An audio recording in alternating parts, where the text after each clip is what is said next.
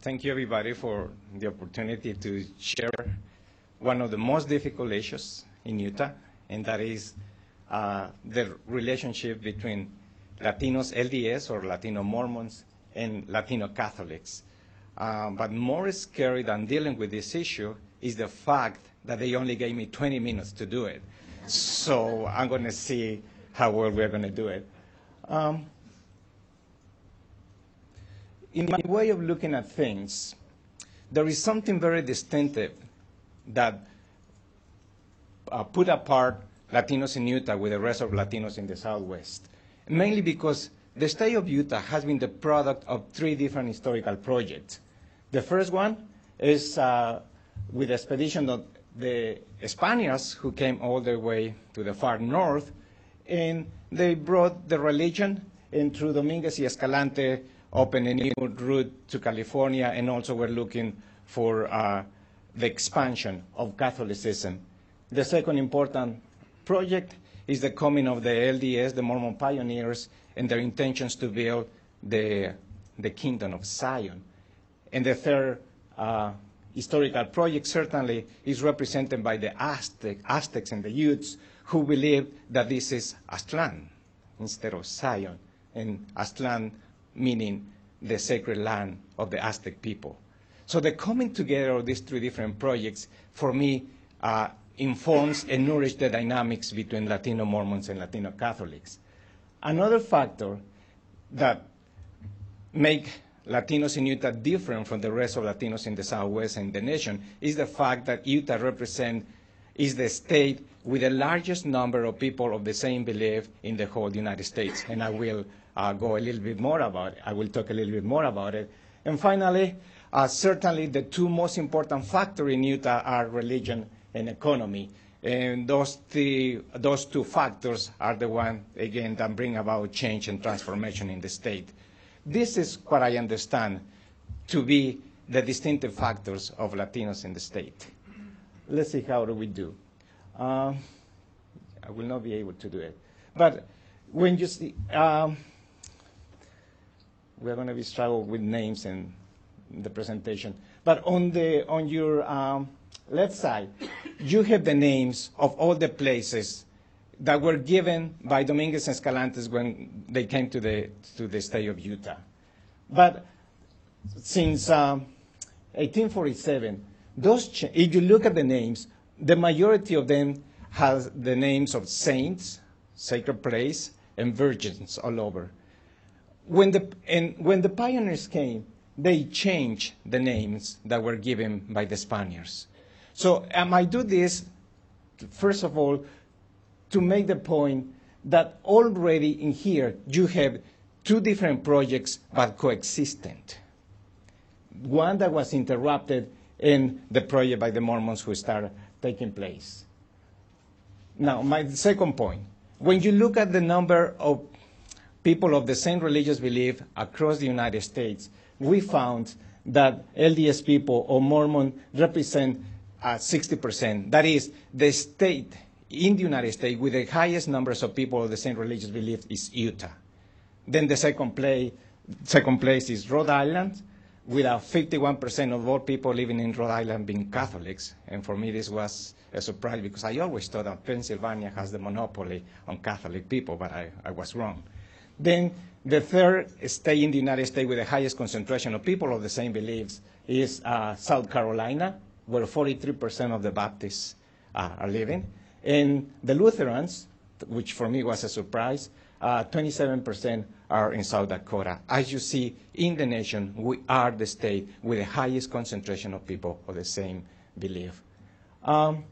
And then not only that, but when you look at the total number of Mormons or LDS people, you will see that 72% of them live in Utah, 27% in Idaho, 10% in Wyoming, and 7.5% live in Nevada. So we have certainly a overrepresentation of LDS people in the state of Utah.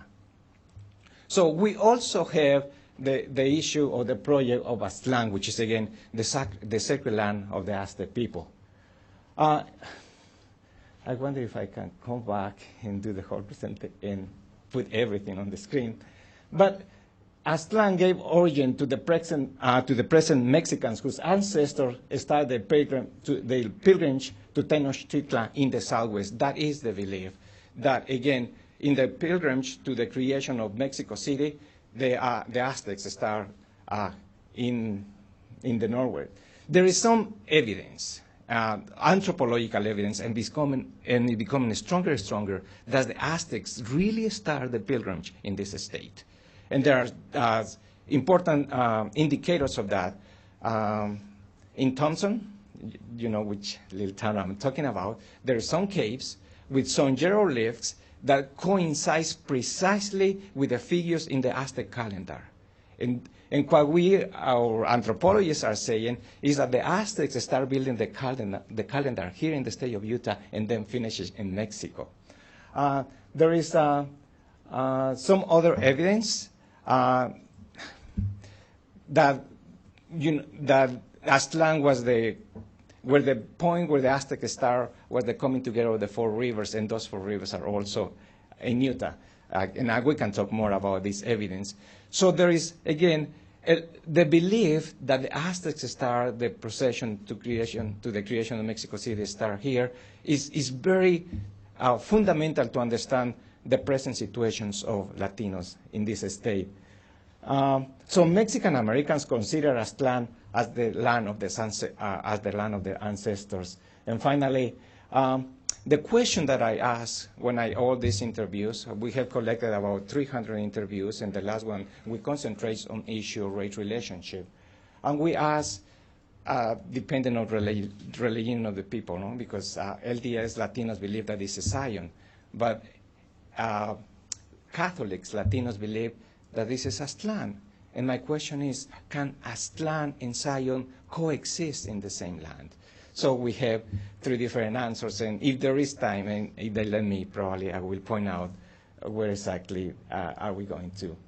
Let's talk about the early connection between, an important factor here that leads my research is probably all of you have heard about Arrington, which is the most important LDA historian. He said, he looked at the relationship between religious and economic, and he said, Utah Mormon economy represents one of the few regional economies in modern history founded for a religious purpose, dominated by religious sentiments, and managed by religious leaders. So the way I understand it is religion becomes a fundamental variable to understand the modern incorporations of Mexicans and Latinos in the state of Utah. But I just forgot your name. But Ignacio Garcia was exactly talking about. Let's see if I can do it very, very fast. How do we bring economics into the history of Latinos and into the history of religion? And the most blatant way for us is doing through the issue of immigration. The first immigration happened at the beginning of the century when Hispanics were hired in Monticello to develop the chip industry. And I will talk a little bit about it in a minute. The second massive immigration of Mexicans came in 1912 when 4,000 Mexicans were brought to the Bingham Canyon to work in the mines as strike breakers. The third one was in the 1930s where Mexicans started contributing to the creation of the railroads. 50% already, and they say that there are not many Latinos in Utah. But by 1930, 50% of the truck workers in the Union Pacific Railroad were already Latinos. So we have been here certainly for a long period of time. And in 1935, Mexican nationals were employed as migrant workers, and we start expanding all over the state. I want to just put this as a consideration to understand the religious implications, and here's where we're going to be jumping on. The early connection between Hispanics and Mormons. And let's see this cooperate.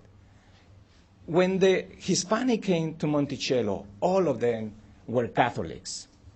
According to the sources, they share social life, culture, schools, and recreation activities we look at Mormons. But the literature is very clear that on Sundays, however, were the most isolated days for them. There was no relationship between the two groups. There were no major conflicts between Catholic Latinos and Catholic Mormons, but however, cemeteries were set apart for the Hispanics, for the Latinos. And quoting. This is at the time when Ramon Gonzalez died in Monticello, and their relatives asked for permission to be buried in the same cemetery with the LDS people. And the bishop said, the town's LDS bishop told that the family that Ramon Gonzalez could be buried in a section of the cemetery set aside for non-Mormons. And Ramon still remains in the original Monticello cemetery alongside other Hispanics. So there were good relationships, but at the end, there was that division of religion that impeded to come together. And this experience of being together, but at the same time apart, was very important in the 1960s, when the most important leaders of the Chicano civil rights movements came from Monticello, and they worked very closely with Latino Mormons in the Chicano civil rights movement. And by this, I'm talking about Orlando Rivera, I'm talking about Bill Gonzalez, who is right there in the back. And I should mention that the Catholics Latinos in Monticello created the first Catholic church in the whole San Juan County. And Bill Gonzalez's father was a person who died when he was 105 years, and he taught four different languages. He was a Renaissance man, and he bought the space to create the Catholic Church for $35. Apparently, he needs $5 more to buy more land, but it was impossible to collect the $5 among the community for the expansion of the church. So this is the first relationship that we see. Early Mexicans and religion organizations. People are coming, then they start practicing their own religious belief. And what is interesting to notice here is that neither the LDS Church, and I say that with all my respect, nor the Catholic Church were interested in this population. So they have to collect money, they have to put all the efforts together, and they start bringing priests, nuns, and bishops from Mexico. And that's how they started. In 1920, La Rama Mexicana, the first Spanish-speaking branch of the LDS Church, is founded in Salt Lake City. At the same time, in 1927, the Catholics, nuns, and priests were brought from Mexico. As you see, this is one of the oldest pictures that we have of the Rama Mexicana, and you can see the overwhelming presence of Mexican children who later become the leaders, or the actual leaders of the Latino church. So what is happening with all these Mexicans came to the mines? Remember, the Mormons were not proselytizing in the mines. They were a very strong diversity. And what is interesting here to understand is in the mining economy, there are sometimes when the mining industry goes down and or goes up. So this economic cycle is going to be dependent also on the type of churches that come. Sometimes when church comes, the economy goes down, the church leave. So we have the first experience of Latinos who practice different types of religion, and enroll in different churches. For them, spirituality was a way of transcending the religious barriers. What they say, what mattered to me is the spirit. And I quote the experience of Joseph Gallegos. He lived in Carbon County, and he was a member of the LDS Church. Then the LDS Church left, and then he became a member of the Assembly of God. The same happened with other church. Then he became a Catholic. Then he became a Pentecostal. Because we were adapting to this lack of permanency, of stability of the churches. So he said, let me tell you, even now, I don't think you have to be a member of the Assembly of God to go to heaven. And I don't think you have to be Catholic or Mormon or whatever. I think it's really the relationship that you have with God. In my family, he continues, there was a need for the formalization of the experience of going to church. But I don't think that is the church in itself. I do have a need to go to church on Sundays. I have a need to teach my child about the importance of believing in God, about the importance of church attendance, about the importance of paying your tithing, about the importance of living like a Christians. So it was a very difficult time for the first Latinos in the state because they had to adapt to the different to the different churches that they were coming. And I'm talking again about these Latinos working in the mines. So you can see that when there's going to be variation across the whole history, there is one constancy. That is, we think or we bring Latinos immigrants, but when they come as people. They bring two hands, they bring a heart, they bring a very strong spirituality. They are like anybody else. And the most important concerns for them is their spiritual well-being, something, again, that the literature has not been addressing. The coming together of Latino Mormons and Latino Catholics. This is very important because the majority of people in the state of Utah see things in black and white. Either you are an LDS or you are not an LDS, or you are against the LDS. That has not been the case with Latinos. There has been a strong cooperation between the two groups. So religion, and I'm talking about the beginning of the 1920s, it was not a source of rivalry, but it was an opportunity to share cultural expression and strengthen the faith on God and faith in the community. And I use this example of Berta Meyer, who was a Catholic, and Maria Luz Solorio, who was a Mormon. Both sang and played guitars for the two churches. Once they finished the service in one church, they went to the other. They prepared dances, cultural programs, sang in funerals, and helped in mutual aid societies. And they did it in spite of the fact that both of them belonged to different religions. And this is quoting what they said. Because we asked them, why do you do that? I mean, don't you know that you are different? And said, no, we believe in the same God. We try to live a good life the best we can. Probably it's not as good as we could, but we try.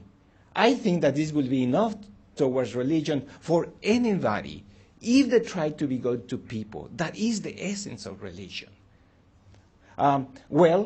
Try not to do any harm to anybody and try to help a little bit when you can. I think that's what all you need to do in any religion. We are talking about a very poor people with a very high understanding of what theology should be about. So you can see the richness coming from this community. We have overemphasized the fact that we contribute to the economy of this nation, of this state. But however, I think our contributions mainly rely on these spiritual gifts that we bring to the state. What is the situation between Latinos in the 1930s and 1940s? Again, there exists a harmony. They live, and mainly exists this sense of coming together because they live in the barrios and came together for cultural celebration like quinceañeras, which is, again, is a very big transformation. I read one of your articles that really caught my attention, and based on the fact that in the year 2020, more than 50% of all Mormons in the world will be Latinos. This is an amazing transformation. And Professor, I'm sorry for forgetting your name. Ignacio Garcia. One of the persons that I most admire. How can I do that to you, Ignacio? He was talking about the Latinization of the Mormon church. And I never understood the term until I went and worked with Latinos. And I was interviewing an LDS Latino mother, and he said, you know, we have quinceañeras in the Mormon world. I said, what are you talking about? Yes. So the culture of the Latinos, Catholics, or the Latinos as a population in general, is coming to the LDS church. And that is, for me, is so beautiful to see these connections. A new situation happening here in the 1930s, 1940s. Latino families started experiencing members from both churches in the families. That is, some of the daughters convert to Mormonism, and some of them keep being Catholics. So the parents, Latino parents in Utah, have a new task, that is to teach tolerance to the brothers and sisters in order for them to come together. I know I will never finish. And this is just making echo of what Professor Ignacio Garcia was saying, Latinos at this time were more concerned toward non-Latinos LDS, or if we want to say to white or Caucasian Latinos. Why is that? Because they were very concerned about the issues of proselytizing. Those are the Catholic Latinos. But on the other hand, the Mormon Latinos were very afraid of not being accepted by Caucasian Mormons. So there was these two tensions working inside inside the groups. Then we come to Catholics and Mormon Latinos during the time of the civil rights movements, 1960s and 1970s. And this is the very first time both groups understood religion in political terms. There was a radical transformation in comparison to the past. How this came about? Well, Latino Catholics were talking about issues of social justice. And the Mormons would start looking very closely to the positions of the Lamanites. And if we had time, and in a very serious and responsible fashion, we can talk about all this transformation. But the center of the category of the Lamanite came from Latino Mormons. Then this is the first time that Latino Catholics and Mormons brought the mainstream churches into their struggle. That is, listen, I'm not a Mormon Latino. I am a member of the LDS Church. And all church in Utah, or the Mormon Church, has to be with me. The same happened with Latino Catholics. I'm not a Latino Catholic. I'm a member of the Universal Catholic Church. So they brought the two institutions into a new dialogue, into a new situation where a lot of good came about. The most important, probably you heard, organization at this time was Socio, which was multi-denominational organization, and everybody put aside the religious differences and concentrate on the disadvantaged positions of the Latino community. We are talking about a community here who has, on average, 6-7 years of education, with a dropout rate in high school about 60%, living in very deteriorated conditions, being in general, a very disadvantaged position. The most visible leaders of this time were Mormons and Catholics, again, working together. Orlando Rivera, Bill Gonzalez, Bob Nieves. And this was a lesson for the whole nation. And more importantly, looking at the minutes, I learned, that before they started meeting, they pray. And for me, it was, what are they praying? Who are they praying? These people belong to different religious organizations. And the answer was the same. There is one God, there are different cultural expressions, and God takes care of everybody, regardless of race. What is important is during this period, in the whole Southwest, Aztlán was the most important category that brings Chicanos together. In the whole documents of Socio and in the whole history of this movement, I never see the word Aztlán used by Chicanos during this period. Why is that? I just learned 2 years ago, because they were very afraid of bringing Aztlán and create a category that will conflict with the idea of Zion. So they say, we're going to drop it, and that is not going to be part of our agenda. Latino Catholics, with the contribution of the LDS Church, the Episcopalian Church, create Catholic schools like the Guadalupe School and the Central Guadalupe. So again, the relationship between the two has not been only at the Latino level, but it has been expanded. And you have the most important example of that. You saw with the reconstruction of the cathedral in Salt Lake City. 65% of the money for that reconstruction came from the Mormons. And I remember when the inauguration happened, I forgot the name of the philanthropist, who happened to be Huntsman, came, and we didn't have a good organ. And right there, he gave $3 million for the buy of the new organ for the Catholic Church, for the Catholic Cathedral. So the relationship between the two is not a relation of rivalry, but it's a relation of coming together for the well-being of the whole people. More importantly, Catholics start creating restaurants like the Morena Cafe in the honor of the Virgin of Guadalupe to finance the cost of education and recreational programs. I'm going to jump very fast again because I just want to bring the issues and hopefully we can get a very good conversation. The immigration in the 1960s and 70s, South America, at this particular time there were more LDS or Mormon immigrants than Catholics immigrants coming to the state. So John Deloy trying to understand why why they are coming to Utah. So the first question is why South American people like the country.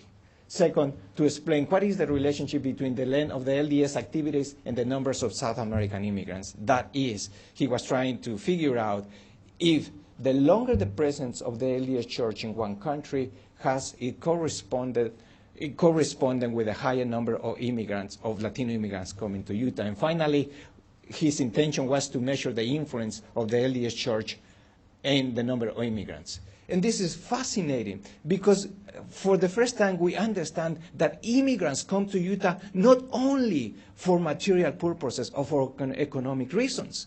They come here because there is spirituality. In the answers, he found that 41% came here because the LDS church. They don't need to work. They had good jobs in South America. They were in a very good economic position. They came here because the magnet, because they want to be close, because they want to share with people of their real LDS religion. The second category is 31% said we came here because they already had relatives. Look at, these people do not mention economic reasons yet. The third group came here because they thought that Utah provides a very good social atmosphere for creating a family. It's a very clean environment where family can flourish with good moral principles. So in his study, he included Argentinians, Colombians, Uruguayans, Bolivians, Ecuadorians, Venezuelans, Brazilians, Paraguayans, Chileans, and Peruvians. 85% of the people that he interviewed, they say, we are members of the LDS Church. So there was an overrepresentation at this time. Only 12% of them say that they were Roman Catholics. I'm going to jump to another issue again because probably my 20 minutes are over. What is the relationship of Latinos, Catholics, and Mormons in the year 2000? First, we need to understand the increments of the population. In 1990, you'll see that there were about 84,000 Latinos in the state of Utah. By the year 2000, we were about 213,000. Of course, there is a lot of discrepancy on this because they say that there is about 60 or 70,000 Latinos that are not counted. So, again, we increased our population by 215%. This has a very strong implication because the majority of immigrants in this period are Catholics, Latino Catholics. In fact, from 60 to 65% of all Catholics in Utah are Latinos. That means that if these people go, the Catholics are going to be in a very bad shape. The church is going to be in bankruptcy. And this already brought some indication that something important is going to be happening in the future. One of the main concerns, and I think you mentioned it before, that the numbers of LDS Latinos in Utah is only 20%. The issue is, for Latinos, is that they believe that the leadership, the people who were in political positions, and the people who represent Latinos are LDS. And they say, how come 10% of the population can represent 60% of the population who are Catholics? So this is a very set of issues that are coming in the dynamics between the two groups. This new set of immigrants, Catholic immigrants coming to Utah, completely changed the face of the state. And the first manifestation is that the population in Utah is the youngest in the nation. In the United States, on average, people are 35 years. But in Utah, we are, on average, 27 years. So we are very young. What does that mean? Well, it only means that we are pretty active and it's going to have impact in our families. And that's exactly what happened. The youngest group of people are found in the minority populations of the state. This is our future. This is the people that are going to pay our social welfare. This is the people who are going to be supporting the majority of the populations. That's why we are so important. In fact, already in Salt Lake City, 1 out of 4 people is already a Latino. This is the foundation of the economy of the state. What do we have? The first consequences were seen in the families. Let me put it very fast. In the United States, every family has, on average, 2.6 children, 2.5 children. It's not possible, but in terms of statistics, it is. In Utah, on average, we have 3.5. However, the largest families in the state of Utah are the Pacific Islanders, and then the Latinos. This is important because now Latino families are larger than LDS families. So when somebody says that Latino families have a lot of children and they're being criticized or admired for that, I think we should change our focus because the largest families are right there with Latinos. And I was saying why they are coming. That's very important, but I don't have time to do it. Probably this is the most important one because during the 18th, the 19th, people start coming from Central and South America, El Salvador, Nicaragua, and Panama, and they came here as political refugees and not as immigrants in the traditional way of the sense. And an important reason why people come to Utah is the willingness of Latinos LDS to live in the state, to study at BYU. It's one of the most important magnets for Latino Mormons, to get married with a person of the same religion. This is important for us to understand. How this population look like? We have more females than males immigrating to Utah. So immigration is a female phenomenon. Why is that? Because Utah has the largest percentage of women working in the nation. 67% of all women in Utah are working. The national average is 63%. Fascinating, isn't it? So you say, well, what is the relationship with this immigration being represented by females? Well, if women in Utah are working, somebody must be cleaning their houses. Somebody must be preparing the food. Somebody must be taking care of the children. Those are the Latinas, which is fascinating. Again, very young. This is something that I still don't understand, but if it's true, I'm very proud of it. Latinas, meaning Latino women, make more money than Latino males. This is, again, something that is very important because, again, the most dynamic element in any religion, and I hope I'm not stepping on stones, are women. And we can open that dialogue later on.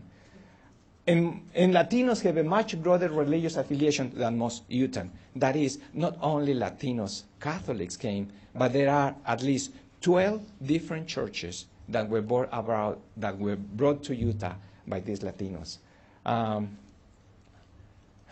Very fast. Again, 60% with this new situation, 60% of Catholics in Utah are Latinos. The reemergency of religious symbols as the Tree of the Virgin of Guadalupe. You go to Salt Lake City at 600 South and 300 West. It's a new phenomenon, not only locally, but people, you can see buses coming from Wyoming and from all over to visit the Virgin of Guadalupe. In my interview with an Anglo person, he said, you know, these Latinos, they even brought the brown virgin. What do you think of that? I said, it's normal. When people travel, they come with them all the way of thinking.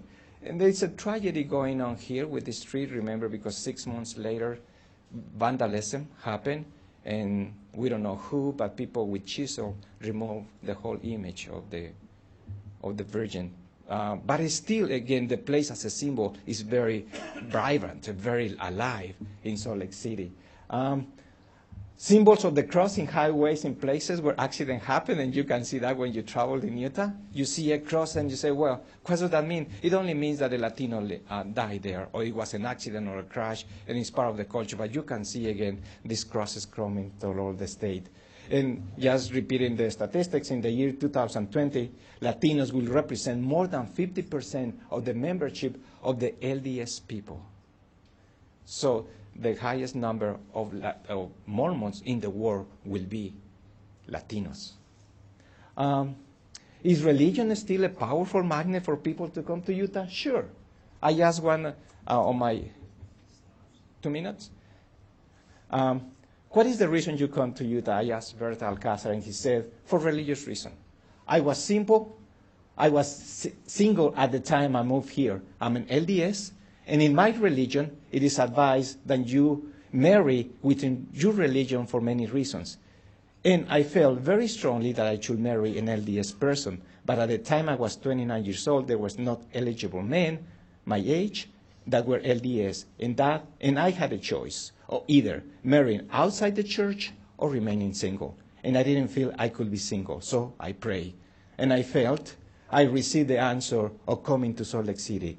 And that's mainly what brought me here, is the hand of God, and you were talking. And immigrant officers, I don't think, can do much about it. Why did you move to Utah? Again, this Juan Valderas, he said, I moved to Utah for the purpose of finding out if there was a chance to get into college at Brigham Young University, which is, again, a big magnet. Interesting. Latino Mormons, they say, we are not immigrants. We are returning to Zion. And this is what they say. You get an interesting return, whether they are from Mexico, whether they are from Colombia or Nicaragua, all the countries south of the United States. You get a certain number of later-day Saints Mormons who are saying, I'm coming back. I'm going back. This is where I want to be. I want to be close to the center of my religion. If you are a Catholic, you go back to Rome to be close to the Vatican and the Pope. If you are a Muslim, you want to be close to Mecca. And so it is with Mormons. They want to be close to the seat of the religious center, the religious head, which is the president of the LDS Church or the prophet. Latino Catholics tell me, we are not immigrants. We are returning to Aztlán. Say, okay, let's see what you have to say. Well, I'm returning to what you might call the mother faith, the place of our ancestors. I'm returning to Utah, to Aztlán, to my sacred land. I'm sorry, no time. I'm going to put together the whole presentation with this series of thoughts, mainly because I know Jorge was taking the issue of Aztlán in his presentation. This is what people say and what some of my thoughts about Aztlán and Zion have no borders. It's the place where the indigenous people, the Indians, the Mestizo, the Mulatto, the Europeans come together. Aztlán and Zion are no places, but people that are trying to be more human, more compassionate, more tolerant. When I ask Latinos, are you thinking of Aztlán as your land? Then you're going to recover and say, we don't need the land. We need the LDS people, the Catholics, the Baptists, the Lutherans, and the people of all religions to fulfill together our human heritage or human destiny. Aztlán and Zion do not belong to Latino Catholics or to Latinos LDS. They are sacred places for everybody to feel the full potentials. Aztlán and Zion belongs to all of us journeying and trying to live a meaningful life. Utah is a place for those who are hungry of immortality. Thank you very much.